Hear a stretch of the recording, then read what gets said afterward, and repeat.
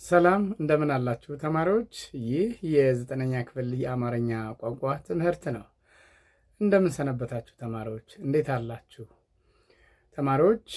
ዛሬ በሁለተኛው ድምፅ ወምስል ወይም በሁለተኛው ቪዲዮ ማለት ነው በምዕራፍ 1 ቃላት እና ሌሎች የአረፍተ ነገር አይነቶችን የምናይ ይሆናል። ተማሪዎች ወደ ዛሬው ርዕስ ከመግባታችን በፊት ወይም የዛሬውን ርዕስ ከማየታችን በፊት ባለፈው ክፍለ ጊዜ እንግዲህ ምንባቦችን አይተናል።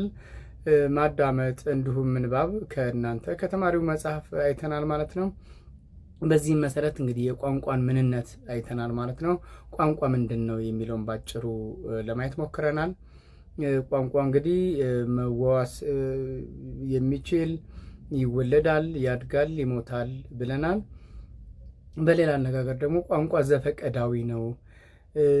ምክንያቱም በአንድ ግዑዝ አካልና በተሰየመው ስም መካከል ምንም አይነት ተፈጥሯዊ የሆነ ዝምድና የለም ብለን አይተናል ማለት ነው። የትኛውም ቋንቋ ምልኡ ነው ወይም ቋንቋዎች ሁሉ በራሳቸው ምንድን ናቸው?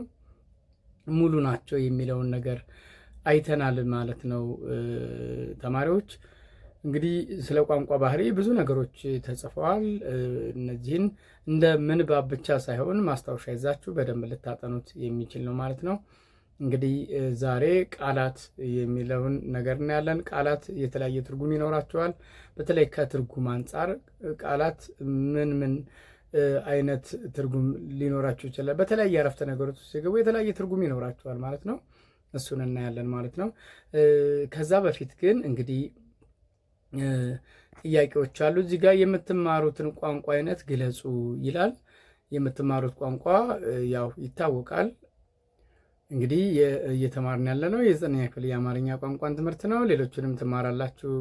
በእርግጥ ግን በቀጥታ ይህን ቋንቋ የምንገልጽ ብቻ ይሆናል ማለት ነው። ምክንያቱም የምትማሩትን አሁንም እየተገለጸ ያለውን ይህን ቋንቋ ብቻ ስለሚመለከት እንጂ ብዙ ቋንቋዎች ይኖራሉ። ስለነዛ መግለጽ ይቻላል። የምትማሩትን ቋንቋ ከቋንቋ ባህሪያት አኳያ የሚታይበትን ባህሪ ዘርዝሩ ይላል። አማርኛ ቋንቋ ምን ምን አይነት ባህሪ አለው? የዘረዘራችሁትን የቋንቋ ባህሪ መነሻ በማድረግ አንድ የተሟላ ጽሑፍ ጻፉ ይላል። እንግዲህ እስኪ ተለማመዱ ይህንን። ለምሳሌ እንግዲህ አማርኛ ወደ 34 ገደማ የሚሆኑ ስለ ልሳናት አሉት። እንግዲህ ምንድነው ስነ ልሳን ማለት ምንድን ነው? ወይም ድምፀ ልሳን ብለን ነው የምንጠራው። በእርግጥ ስነ ልሳን እና ድምፀ ልሳን ይለያያሉ። ግን ድምፀ ልሳን 34 አካባቢ የሚሆኑ ናቸው የአማርኛ ቋንቋ። ስለዚህ ድምፀ ልሳን ማለት ምንድን ነው? አንዱን ፊደል ከሌላው የምንለይበት። ለምሳሌ ሐመሮህ አለ፣ ለ አለ፣ ወ አለ አይደል?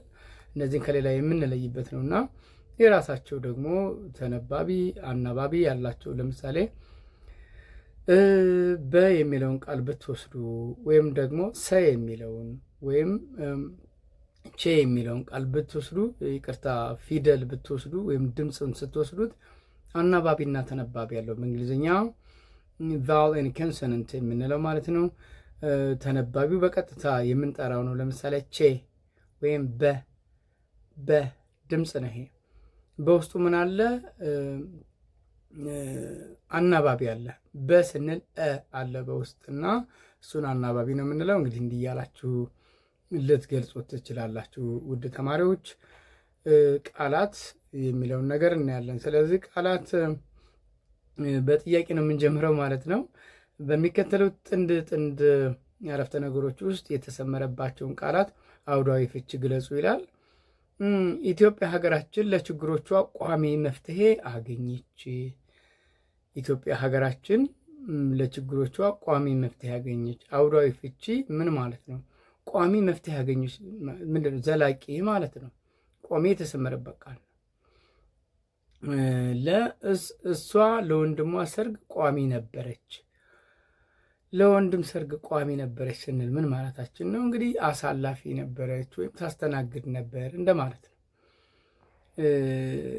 ስለዚህ እንግዲህ ቃላት እንደየአገባባቸው ልንመልስ እንችላለን ማለት ነው። ትርጉማቸውን በሚመለከት የምንጭ ውሃን ለመጠጥ ከመጠቀማችን በፊት ማጣራት ያስፈልጋል። ለአንድ ነጋዴ አዳዲስ ምርቶችን ወደ መጋዘን ከማስገባቱ በፊት የነበሩትን ማጣራት አለበት። እንግዲህ አሁን ማጣራት የሚለው ሁለት አይነት ትርጉም ይኖራል ማለት ነው። ግን ቃሉ አንድ ነው፣ የተለያየ አውዳዊ ፍቺ ያለው ማለት ነው። ምንድን ነው? እስኪ እሱን እኔ እንግዲህ ማጣራት የሚለው ሁለት ቦታ፣ የመጀመሪያው የምንጭ ውሃን ለመጠጥ ከመጠቀማችን በፊት ማጣራት ያስፈልጋል። ስለዚህ ማጣራት የሚለውን በቀጥታ የምንመለከት ይሆናል ማለት ነው። የመጀመሪያው አንደኛ ማጣራት፣ የኛው መለየት ማጥለል ሊሆን ይችላል። ማጥለል ወይም ንጹህ ማድረግ እንደማለት ነው።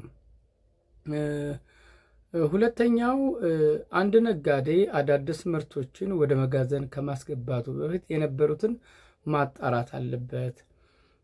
ስለዚህ ሁለተኛው ትርጉም ደግሞ መሸጥ አለበት። መሸጥ ወይም ማስወጣት አለበት ማለት ነው። በአዳዲስ ለመተካት መሸጥ አለበት ወይም ማስወጣት አለበት ማለት ነው እንደ አውዳዊ ፍቹ።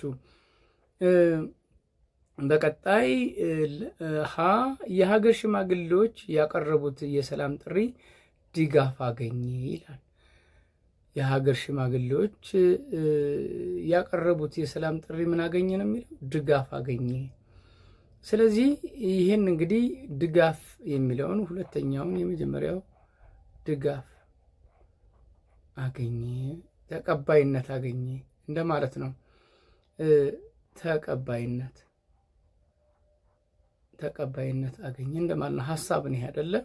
የሀገር ሽማግሌዎች ያቀረቡት የሰላም ጥሪ ድጋፍ አገኘ ማለት ተቀባይነት አገኘ እንደማለት ነው። ልጁ የቤተሰቡን ድጋፍ ይፈልጋል ስንል ምን ማለታችን ነው? እገዛ እንደማለት ነው። እገዛ ይፈልጋል ማለት ነው። ስለዚህ እንግዲህ አውዳዊ ፍቾችን በዚህ መንገድ ልታያቸው ትችላላችሁ። ሶስተኛው ወጣቱ ትውልድ ከድህነት ለመውጣትና ሀገሩን ለማልማት በጋራ ተነሳ ይላል። ተማሪው ለፈተና ዝግጅት በሌሊት ከእንቅልፉ ተነሳ። አሁን እዚህ ጋ ሶስተኛው ተነሳ የሚለው ስንመለከት ተዘጋጀ እንደማለት ነው። ተዘጋጀ። ተማሪው ለፈተና ዝግጅት በሌሊት ከእንቅልፉ ተነሳ፣ ንቁ ሆነ እንደማለት ነው። ንቁ ሆነ ወይም እንቅልፉን ጨርሰዋል እንደማለት ነው። ስለዚህ ከተኛበት መነሳት ይሄንን አውዳዊ ፍቺውን ይመስላል። አራተኛ መሐንዲሱ ለህንፃው ስራ የሚያስፈልገውን በቂ ገንዘብ መደበ ይላል። መደበ በዚህ አውዳዊ ፍቺ ምንድን ነው ማለት ነው? አራተኛ መደበ ይህንን ስትመለከቱት መደበ የሚለውን በአገባቡ ስንፈታው አዘጋጀ እንደማለት ነው። አዘጋጀ መደበ ማለት አዘጋጀ ነው። ሌላው የስጋ ቤቱ ባለሙያ ስጋውን በአይነቱ መደበ። የኛው ደግሞ አዘጋጀ የሚለው ሌላው ትርጉም ይሆናል ማለት ነው። ተቀራራቢ ትርጉም ነው ያላቸው። የኛው በቂ ገንዘብ መደበ ስንል በቂ ገንዘብ ቆጠበ እንደማለት ነው፣ ወይም በቂ ገንዘብ አለው እንደማለት ነው። የኛው ደግሞ በአይነት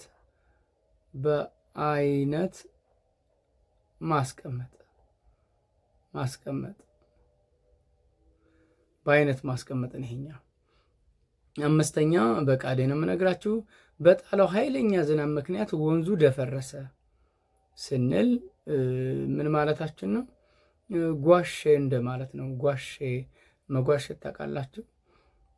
ወንዙ ደፈረሰ ወይም ጓሼ እንደማለት ነው። ወይም ደግሞ አፈር ጋር የተቀላቀለ ንጹህ ያልሆነ እንደማለት ነው ደፈረሰ ማለት። ሁለተኛው ጓደኛዬ ሌሊቱን ሙሉ ሲያጠና በማደሩ አይኑ ደፈረሰ፣ አይኑ ቀልቷል እንደማለት ነው። በተለምዶ ወይም ውሃ መቋጠር አይነት ነገር ነው ያለው ትርጉም። ከዚህ በታች ለቀረቡት ቃላት በምሳሌው መሰረት ሊያስገኙ የሚችሉትን የተለያዩ አውዳዊ ፍቺ የሚያመለክቱ አረፍተ ነገሮችን ከጻፋችሁ በኋላ አውዳዊ ፍቾቻቸውን ግለጹ ነው የሚለው ቃል። ለምሳሌ ቆረጠ አረፍተ ነገር የሂሳብ ባለሙያዋ ከሰራተኞች ደሞዝ ላይ የጡረታ ተቀማጭ ገንዘብ ቆረጠች፣ ቀነሰች እንደማለት ነው። አረፍተ ነገር 2 ፀጉር አስተካካዩ የደንበኛውን ፀጉር ቆረጠ፣ ከረከመ፣ አስተካከለ፣ አሳጠረ ማለት ነው። አረፍተ ነገር 3 ተማሪዋ በፈተና ጥሩ ውጤት ለማምጣት ቆረጠች፣ አቀደች፣ ወሰነች እንደማለት ነው። ስለዚህ እንግዲህ የተለያዩ ትርጉም ይኖራቸዋል ተማሪዎች። እነዚህን ቃላቶች በመውሰድ መዋል፣ ምንጭ፣ ሳለ፣ ቀሸረ፣ በራሪ። ለምሳሌ በራሪ ወረቀት እንላለን፣ በራሪ ነፍሳት እንላለን አይደለ? እንግዲህ ቀሸረ ማለት ለቀሽር ሊሆን ይችላል፣ ነገር ሊሆን ይችላል። ሳለ ሲጠብቅና ሳለ አይደለ? ልጁ ቢላዋ ሳለ ካልን በመውረድ ማስተካከል ስለታማ እንዲሆን እንደማለት ነው። ልጁ ጉንፋን ስለያዘው ሳለ። ምንጭ ካልን የምንጭ ውሃ መጠጣት ጥሩ ነው ልንል እንችላለን። አንዳንድ ጊዜ የምናቀርባቸውን ሀሳቦች ወይም የምናነባቸውን ምንባብ ያገኘንበትን ምንጭ መጥቀስ አለብን ካለን ከየት እንደወሰድ ነው እንደማለታችን ነው። ስለዚህ እንዲህ አይነት ነገሮችን በደንብ ልትይዙ ትችላላችሁ። እናንተ ደግሞ በደንብ ጊዜ ወስዳችሁ ተለማመዱ። የአረፍተ ነገር አይነቶች። የአረፍተ ነገር እንግዲህ በስርዓት ተቀነባብሮ የሚቀመጥ ነው። የአረፍተ ነገር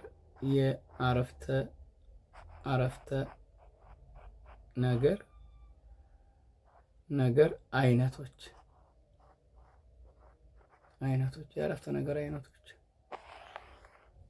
አረፍተ ነገር እንግዲህ በተለያየ ነገር ሊገለጹ ይችላሉ። አረፍተ ነገርን የሚያሰኙ መሰረታዊ ተዋቃሪዎች ስማዊ ሐረግና ግሳዊ ሐረግ። ስማዊ ሐረግና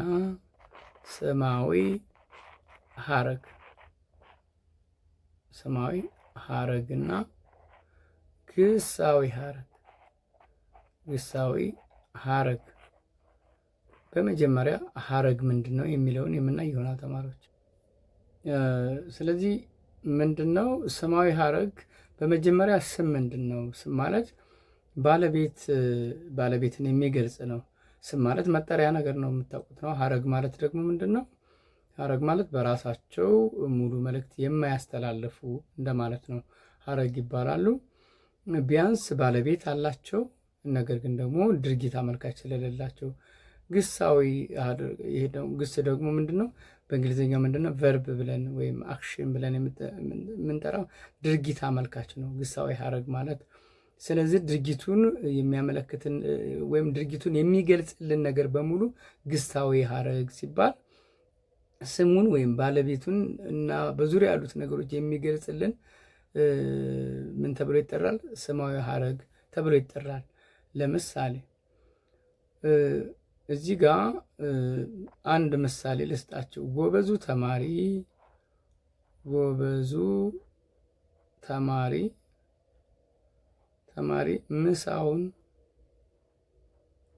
ምሳውን በላ። ይሄንን ተመልከቱት። እዚህ ጋር አንድ ድርጊት አለ። ምሳ ተበልቷል እና ጎበዙ ተማሪ ምሳውን በላ። እዚህ ጋር ባለቤቱ ማን ነው? ምንድን ነው ያደረገው? ጎበዙ ተማሪው ነው አይደል? ምን አደረገ? በላና ተማሪ ነው ያለው እዚህ ጋር። ስለዚህ ስማዊ ሐረጉ ጎበዙ ተማሪ እዚህ ጋር መውሰድ ትችላላችሁ። ጎበዙ ምን አይነት ተማሪ ነው? ጎበዙ ተማሪ። ይሄ ስም ነው። ስም።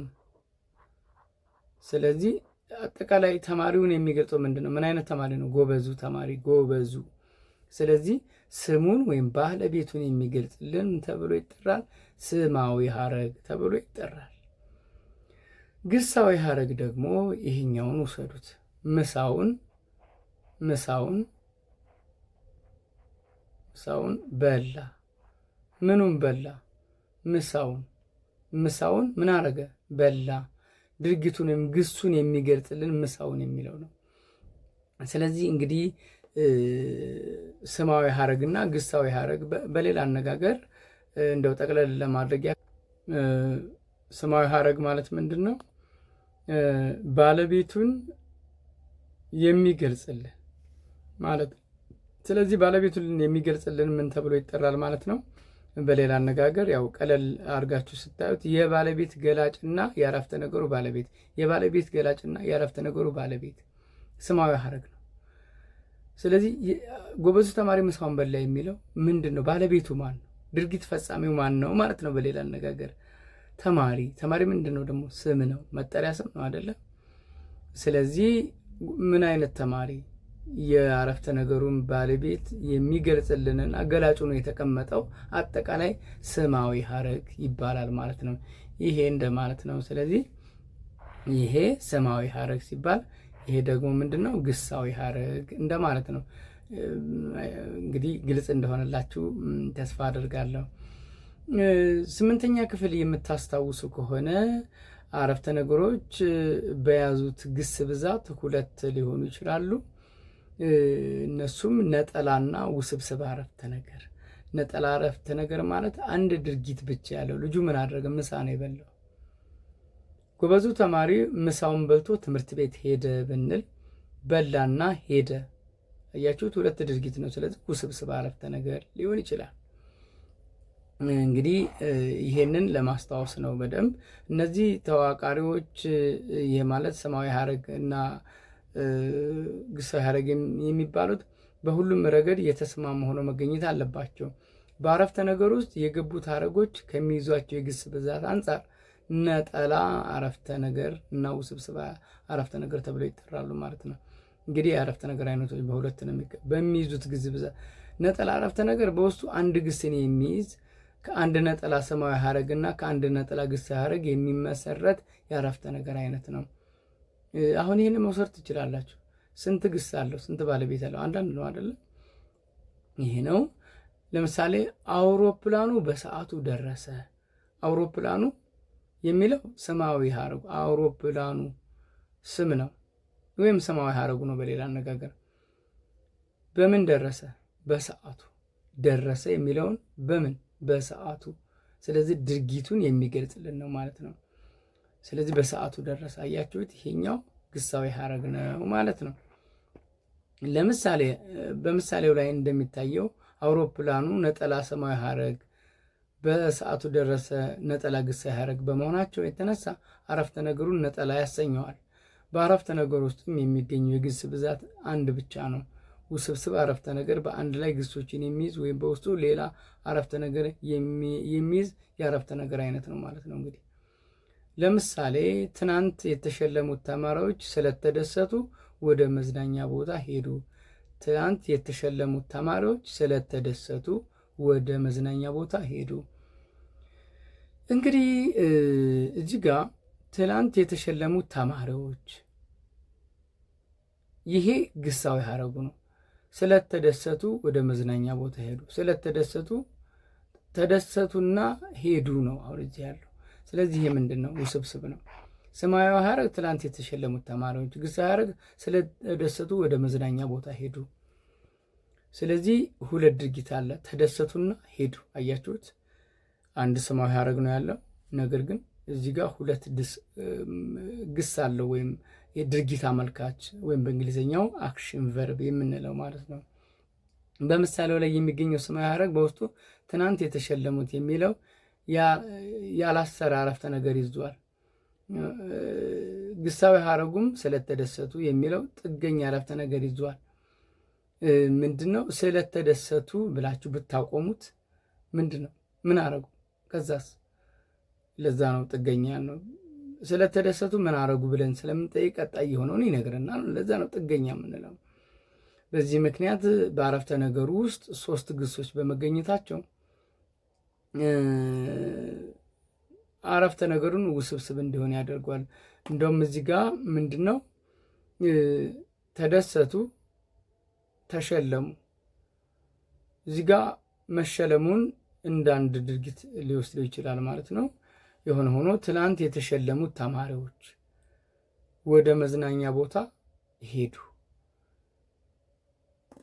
ስለዚህ ስለተደሰቱ ወደ መዝናኛ ቦታ ሄዱ። ስለተደሰቱ የሚለው ተደሰቱ ነው።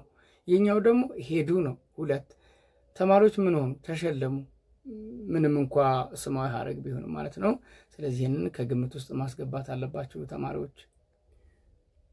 ሌላ አንድ ምሳሌ እንመልከት። የተሸለመው ልጅ የተሸለመው ልጅ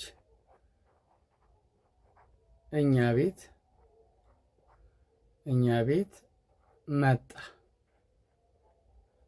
እስኪ ይህን እዩት። ምን አይነት ልጅ? የተሸለመው ልጅ። ስለዚህ ይሄ ምን ተብሎ ይጠራል? የመጀመሪያው ስማዊ ሀረግ ተብሎ ይጠራል። ይሄኛው ስማዊ ሀረግ። የት መጣ? እኛ ቤት። መጣ የሚለውን እኛ ቤት። ስለዚህ ይሄኛው ግሳዊ ሀረግ ይሆናል ማለት ነው። ግሳዊ ሀረግ እንደዚህ እያደረጋችሁ ልትለማመዱ ትችላላችሁ። የተሸለመው ልጅ እኛ ቤት ስለመጣ፣ ላራዝምላችሁ፣ ስለመጣ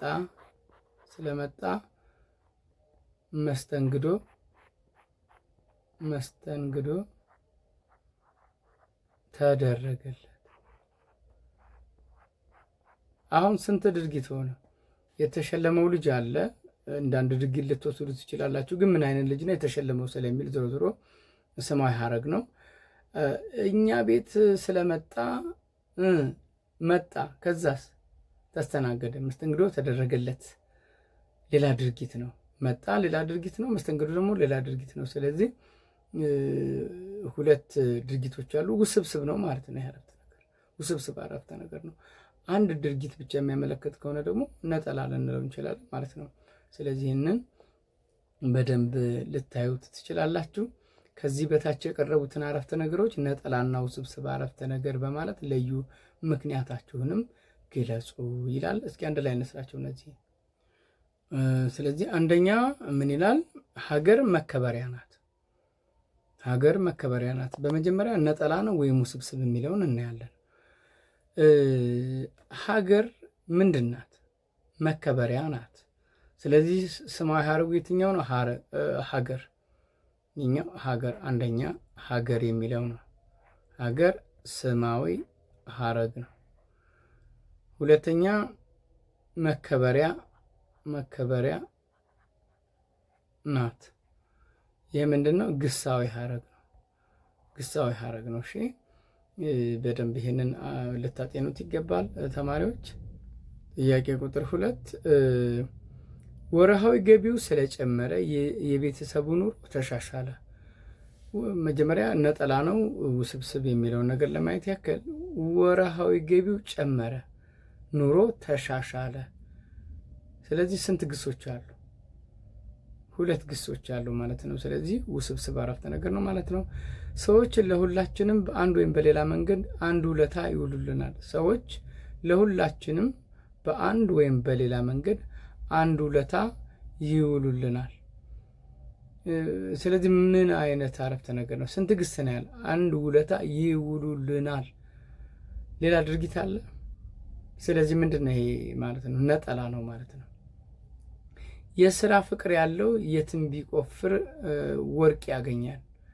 የስራ ፍቅር ያለው የትም ቢቆፍር ወርቅ ያገኛል። ምንድነው? የትም ቢቆፍር ጥገኛ ነው የሆነው አይደለ? ወርቅ ያገኛል። ማግኘት አለ፣ መቆፈር አለ። ስለዚህ 2 ድርጊት አለው ማለት ነው። ስለዚህ ምንድነው ይሄ? ውስብስብ አረፍተ ነገር ነው ማለት ነው። ሰው የመጨረሻው ሰዓቱ ስለደረሰ ወደ የቤታችን እንሂድ። ሰዓት ደረሰ፣ ከዛ እንሂድ፣ ደረሰ፣ እንሂድ። 2 ግሶች አሉት። ስለዚህ ምንድነው ማለት ነው? ውስብስብ ነው ማለት ነው። እንግዲህ ይህንን በደንብ ልትለማመዱ ይገባል። ከዚህ በታች በቀረበው ጽሑፍ ውስጥ የሚገኙትን ነጠላና ውስብስብ አረፍተ ነገሮች ለይታችሁ አውጡ ይላል። አንድ ገበሬ በጣም የሚወደው ፈረስ ነበረ። አንድ ገበሬ በጣም የሚወደው ፈረስ ነበረ።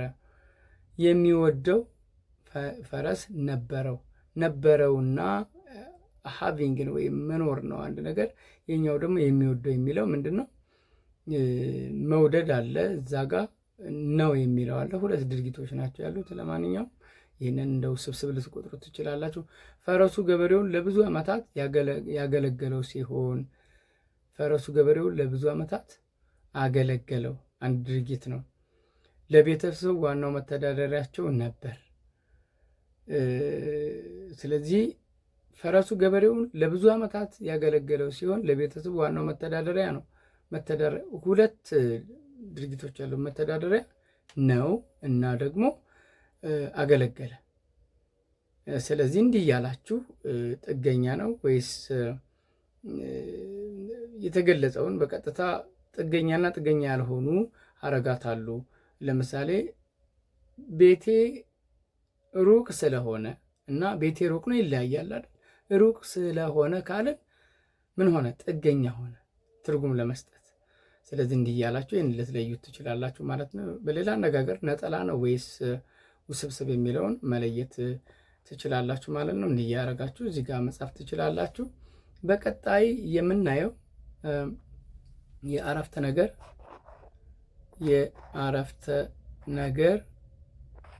ስልቶች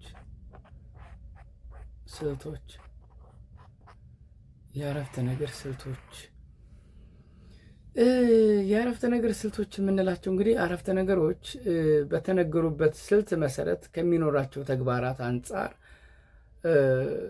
በአራት ይከፈላሉ። ወይም ደግሞ መጽሐፋችሁ ላይ እንግዲህ ያለውን እናያለን።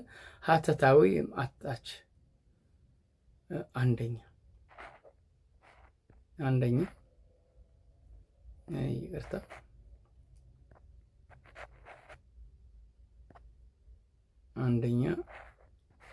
አንደኛ ተራ ቁጥር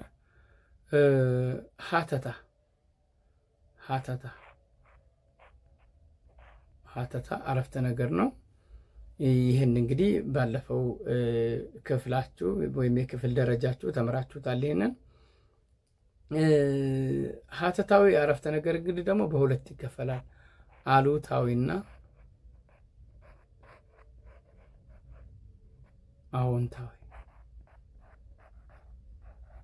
አዎንታዊ ብለን በሁለት እንከፍለዋለን ማለት ነው። ሁለተኛው የአረፍተ ነገር ስልት ለምሳሌ ያክል ምሳሌ ልጁ ምሳውን በልቷል። ይህ አንድ አረፍተ ነገር ነው። ልጁ ምሳውን ምን ይላል? ልጁ ምሳውን በልቷል። ይሄ አዎንታዊ አረፍተ ነገር ነው። አዎንታዊ፣ ይህንን በደንብ ይዩት። አዎንታዊ ነው። ወይም ደግሞ በእንግሊዝኛው ምን ብለን እንጠራዋለን? ፖዚቲቭ ሴንቴንስ። ሁለተኛው አሉታዊ የምንለው አንድ ምሳሌ ልስጣችሁ። ልጁ ምሳውን ይቅርታ፣ እዚህ ጋር ልጁ ምሳውን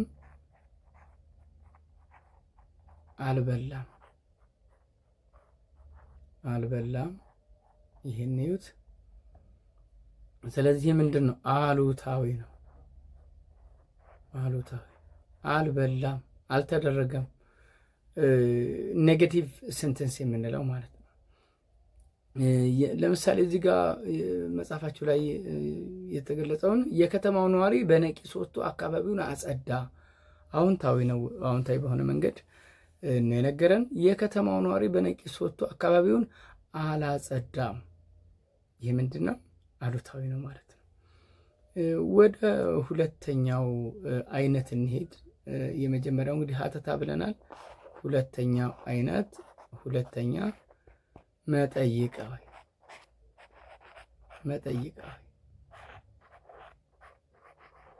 መጠይቃዊ ነው። መጠይቃዊ አረፍተ ነገር በአንድ ሀተታ አረፍተ ነገር ስለተገለጸ ድርጊት ወይም ሁነት ጥያቄ የሚሰነዝረ የአረፍተ ነገር አይነት ነው። በአንድ ሀተታ ላይ ምን ይጠይቃል? ጥያቄ ይሰነዝራል። አንደኛው ያልታወቀ ነገር ለማወቅ፣ ሁለተኛው ደግሞ የታወቀ ነገር ለማረጋገጥ ሲፈለግ የሚቀርብ ጥያቄ ነው። ለማረጋገጥም ይጠይቃል ወይም መረጃ ሳይኖረን። ማን አካባቢውን አጸዳ? ያልታወቀ ነገር ለማወቅ ማን ነው ይህን ቤት ያጸዳው? ማን ነው ደብተሬን የወሰደው ብላችሁ ልጠይቁ ትችላላችሁ አይደል? ስለዚህ የከተማው ነዋሪ በነቂስ ወጥቶ አካባቢውን አጸዳ እንዴ? የታወቀ ነገር ለማረጋገጥ መረጃው ደርሶታል፣ ነገር ግን ለማረጋገጥ ያክል ነው። ለምሳሌ ተማሪዎች በእግር ኳስ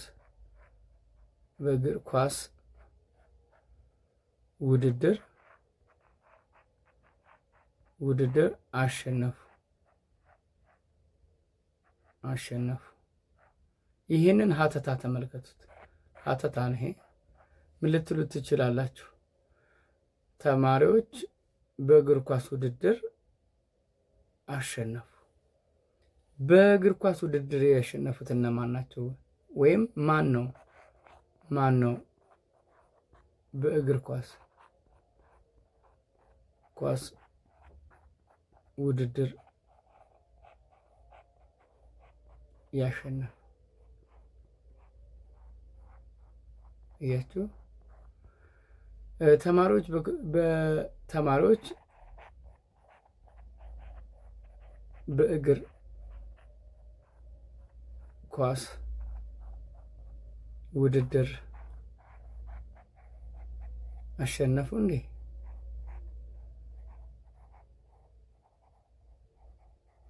ይሄ ምንድነው? ጥያቄ ነው ማለት ነው። ይሄ ሰምተናል፣ ግን ለማረጋገጥ ነው። ማን ነው ካልን ማን እንደፈጸመው አላወቅንም ማለት ነው። ያያችሁት? ሁለት አይነት እንትን ስለሚሆን እዚህ ጋር እንደው ለማስታወስ ያክል ጥያቄዎችን ስትጠይቁ ለመረጃው አዲስ ከሆናችሁ ምን ብላችሁ ልትጠይቁ ትችላላችሁ ማለት ነው። ማን ነው፣ ለምን፣ እንዴት የሚሉ ነገሮችን መጠቀም እንችላለን እዚህ ጋር። ያ ማለት ግን ሁሌም እነሱን እንጠቀማለን ማለት አይደለም። ለምሳሌ ማን ነው፣ እነማን ናቸው መጠይቃዊ ቃላቶች ናቸው። በእንግሊዝኛው ዳብል ኤች ወርድስ የምንል ለማን፣ ሁ፣ ዋት የመሳሰሉት እነዛ ለማለት ነው። ተማሪዎች በእግር ኳስ ውድድር አሸነፉ እንዴ? መጠይቃዊ ቃል አለው የለውም? ይሄ አይደል? ግን ድምፀታችን ግን ወሳኝ ነው። ማን ነው በእግር ኳስ ውድድር ያሸነፈውና ማን ነው በእግር ኳስ ውድድር ያሸነፈው ይለያያል አይደለ? ተማሪዎች በእግር ኳስ ውድድር አሸነፉ እንዴ? ተማሪዎች በእግር ኳስ ውድድር አሸነፉ እንዴ? ይለያያል አይደል ስናነበው። ስለዚህ ድምፃችን በጣም ወሳኝ ነው ማለት ነው። ትዕዛዛዊ አረፍተ ነገር ሶስተኛ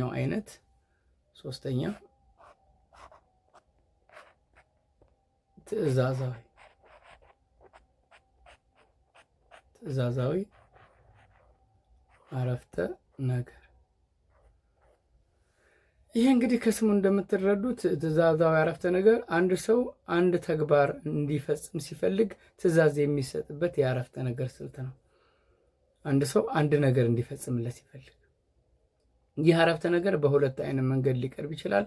አንደኛው ቀጥተኛ ርቱዕ ሲሆን፣ ሁለተኛው ደግሞ ቀጥተኛ ኢርቱዕ አቀራረብ ነው። ቀጥተኛና ቀጥተኛ ለቀጥተኛ ያልሆነ ብለን መክፈል እንችላለን ማለት ነው። ቀጥተኛ ማለት ምንድን ነው?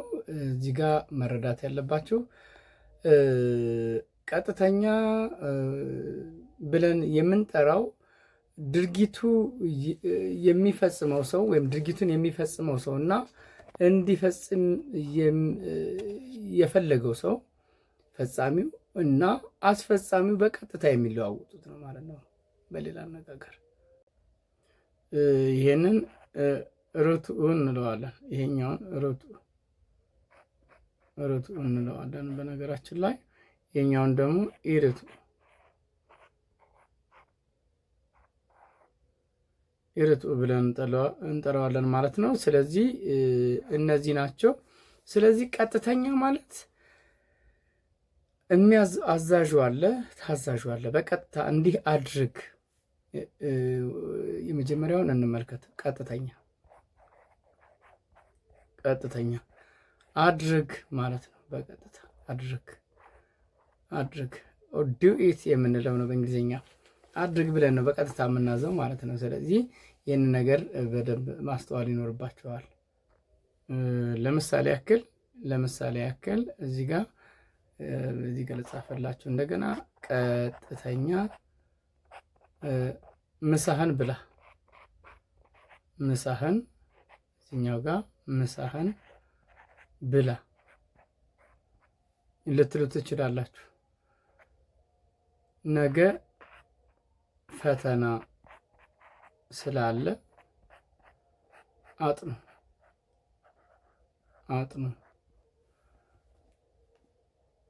በጊዜ ተኛ። ምንድናቸው እነዚህ? ትዕዛዝ ናቸው ማለት ነው። ይህን እንግዲህ ስትመለከቱ እዚህ ጋር 4 ነጥብ ያስፈልጋል። ያው አማርኛ ስለሆነ ማለት ነው። ይህንን በደንብ ልትገልጹ ትችላላችሁ። ትዕዛዝ እንግዲህ ትዕዛዛዊ አረፍተ ነገር ማለት በቀጥታ ቅድም መጠይቃዊ ብለናል። መጠይቃዊ ምንድን ነው? መጠይቃዊ ቃላትን በመጠቀም ወይም ደግሞ ላንጠቀም እንችላለን። መረጃ የምንፈልግበት ነው ማለት ነው። ግን የቃላት ድምፀታችን በጣም ይለያያል ማለት ነው። እና ቅድም እንዳሳየኋቸው ትዕዛዛዊ ላይ ስንመጣ ግን አንድ ነገር እንዲሰራ ስንፈልግ እንዲህ አድርግ የሚል ቃል ወይም አድርግ፣ ቅድም የጻፍኩላችሁ አድርግ ማለት ነው ባጭሩ። አድርግ አሁን እዚህ ላይ አድርግ ምን ያድርግ? ብላ፣ ምሳህን ብላ፣ ነገ ፈተና ስላለ አጥኑ፣ እዚህ ጋር በጊዜ ተኛ። እነዚህ ምንድን ናቸው? አድርግ የሚሉ ነገሮች ናቸው ማለት ነው። ቀጥተኛ ትዕዛዛዊ አረፍተ ነገር የሚነገረው ድርጊቱን እንዲፈጽም ለሚፈለገውና በሁለተኛ መደብ ተውላጠ ስም ለተገለጸው ወይም ለተወከለው አካል ነው። አንተ ወይም አንቺ ብለን አድርግ እንላለን። ይህ ቀጥተኛ ትዕዛዛዊ አረፍተ ነገር ትዕዛዙ በቀጥታ ለፈጻሚው ሰው ወይም አካል የሚነገር ሳይሆን ትዕዛዙ የሚተላለፈው በሶስተኛ ወገን ነው። ስለዚህ ይሄ በቀጥታ ነው። ለቀጥተኛ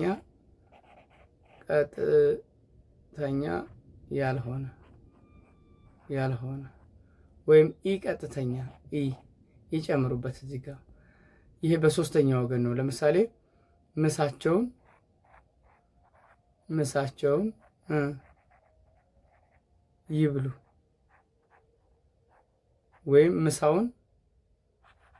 ምሳውን ይህን መውሰድ ትችላለህ። ይብላ፣ ምሳውን ይብላ ብለህ ንገር እንደማለት ነው። ምሳውን ይብላ ብለህ ንገረው እንደማለት ነው። ለሶስተኛ ወገን ነው የምታስተላልፉት ማለት በሶስተኛ ወገን በኩል ነው። በቀጥታ ድርጊት ፈጻሚው ጋር ለምትገናኙት ማለት ነው። ስለዚህ ይህን በደንብ ማስተዋል ይኖርባቸዋል። ቀላል ነው አይደል? ስለዚህ ይህንን በዚህ መንገድ እዩት። ወደ ክፍል ግቡ፣ ቀጥተኛ ነው። ወደ ክፍል ይግቡ፣ ይህ ቀጥተኛ ትዕዛዛዊ አረፍተ ነገር ነው ማለት ነው። ወደ ክፍል ይግቡ፣ ምሳቸውን ይብሉ፣ በጊዜ ይተኙ፣ እንዲህ የመሳሰሉት ምንድን ናቸው ማለት ነው? ኢ ቀጥተኛ ናቸው ማለት ነው። አድርግ አይደለም። ምሳህን ብላና ምሳውን ይብላ ይለያያል። ምሳውን ይብላ ማለት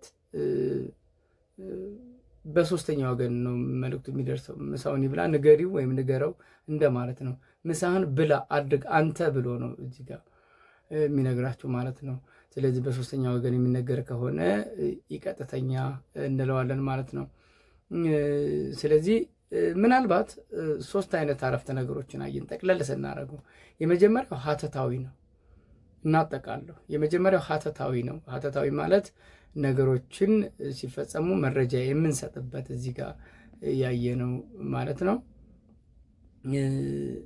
እዚህ ጋር ሀተታዊ አሉታዊ የሆነ አስተያየት የሚሰጥበት ነው። አዎንታዊም አለው። በተነገሩበት ስልት መሰረት የሚኖራቸው ተግባራት አንጻር ሀተታዊ አታች ይባላል። ሀተታዊ ማለት ስለ አንድ ድርጊት ወይም ሁነት አዎንታዊም አሉታዊ የሆነ አስተያየት የሚሰጥ ነው፣ ወይም መረጃ የሚሰጥ ነው ማለት ነው። መረጃ ይሰጠናል። እዚህ ጋር የከተማው ነዋሪ ምን አደረገ ብለን ብንጠይቅ መረጃ ያገኘን ማለት ነው። ምን አደረገ? በነቂስ ወጥቶ ከተማውን አጸዳ። ስለዚህ መረጃ ነው የሚነግረን ሀተታዊ። መጠይቃዊ ከሆነ ደግሞ ጥያቄ ነው በቀጥታ የሚጠይቀው። ያኛው መረጃ ነው የሚነግረን፣ የኛው ደግሞ በመጠየቅ ነው የሚጀምረው ማለት ነው። ስለዚህ የሶስተኛው ደግሞ ትዕዛዝ ነው። ትዕዛዛዊ ማለት አንድ ነገር አድርግ ስንል ነው። ይሄኛው መጠይቅ ነው። ልጆች ትምህርት ቤት ሄዱ እንዴ? ለምንድን ነው ትምህርት ቤት የሄዱት ብላችሁ መጠይቀው ነው። ይሄኛው ደግሞ አድርግ ወይም ፈጽም እንደማለት ነው። ስለዚህ ሶስት አይነት አረፍተ ነገር ስልቶች አይነቶች አሉ ማለት ነው።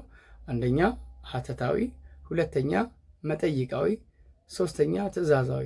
በዚህ መጽሐፋችሁ ያልተካተተ ነገር ግን በአረፍተ ነገር ውስጥ የሚካተት ደግሞ አራተኛውን ለመናገር ያክል ግን እናንተ ያው ፈተና ላይ ሲመጣ ወይም ስታነቡ መጽሐፍ ላይ ባለው መንገድ ብትመልሱ ይመከራል።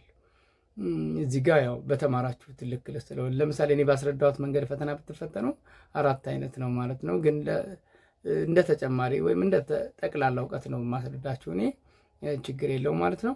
ስለዚህ አራተኛው የአረፍተ ነገር አይነት ምንድን ነው ማለት ነው? እንድታውቁት ነው። አጋናኝ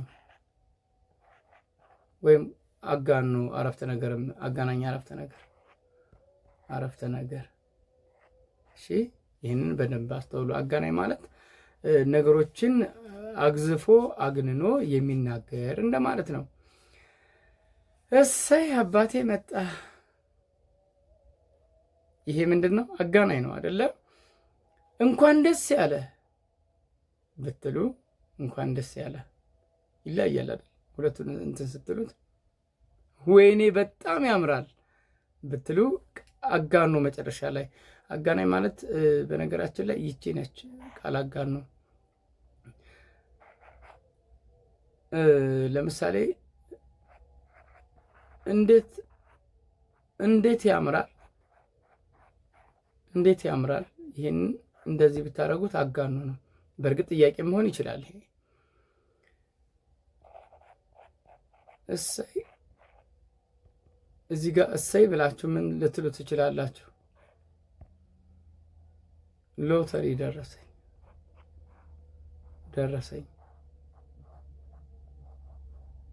አያችሁ፣ ይህንን በደንብ ልትገልጹት ትችላላችሁ ማለት ነው። ጎሽ መጣህ፣ ጎሽ የሚለውን አሁን እዚህ ጋር ምን ልትሉ ትችላላችሁ? ጎሽ ትጮኻላችሁ፣ እዚህ ላይ ማለት ድምጻችሁ ይጨምራል። ስለዚህ አጋናኝ እንዲህ አይነት ነገሮች ይኖራሉ። ይህን እንግዲህ ከግምት ውስጥ አስገቡት። ግን መጽሐፋችሁ ላይ ያለው ሶስቱን አይነት አንበቡ ማለት ነው። ጥያቄዎችን እንሰራለን። ከዚህ በታች የቀረቡትን አረፍተ ነገሮች ስልት ለዩ፣ ምክንያታችሁንም ግለጹ ይላል። የመጀመሪያው የመኪናውን ፍጥነት ቀንሺ። ምንድን ነው? የመኪናውን ፍጥነት ቀንሺ ትዕዛዝ ነው አይደል? አድርጌ ነው። ምን አይነት ትዕዛዝ ነው አይደለ? አድርጌ ነው የሚለው አይደለ እዚህ ጋር። ስለዚህ በደንብ በነገራችን ላይ ቀጥተኛና የቀጥተኛ አለ አይደል? የትኛው ነው? ቀጥተኛ ትዕዛዝ ነው። የህዳሴው ግድብ የውሃ ሙሌት ደረጃ በደረጃ ተጠናቀቀ መረጃ ነው። አሉታዊ ነው አዎንታዊ ነው። ስለዚህ ምን አይነት አረፍተ ነገር ነው ይሄ? ሀተታዊ ነው ማለት ነው። በቀጥታ ጥያቄውን ስታዩት ሀተታዊ ነው። ሶስተኛ የተዋስከውን መጽሐፍ መልስ ትዕዛዝ ነው። ትልቅ ስራ ለመስራት እድሜ አይገድበውም። ይሄ ደግሞ ሀተታ ነው። የስኬት መሰረት የሆነው ምንድን ነው? መጠይቃዊ ነው። ይሄ ደግሞ መጠይቃዊ ነው። ብዙ ጊዜ መጠይቃዊ በነገራችን ላይ የምታስተውሉት ነገር መጠይቃዊ በመጨረሻ ላይ ጥያቄ ምልክት አለው አይደለ? መጠይቃዊ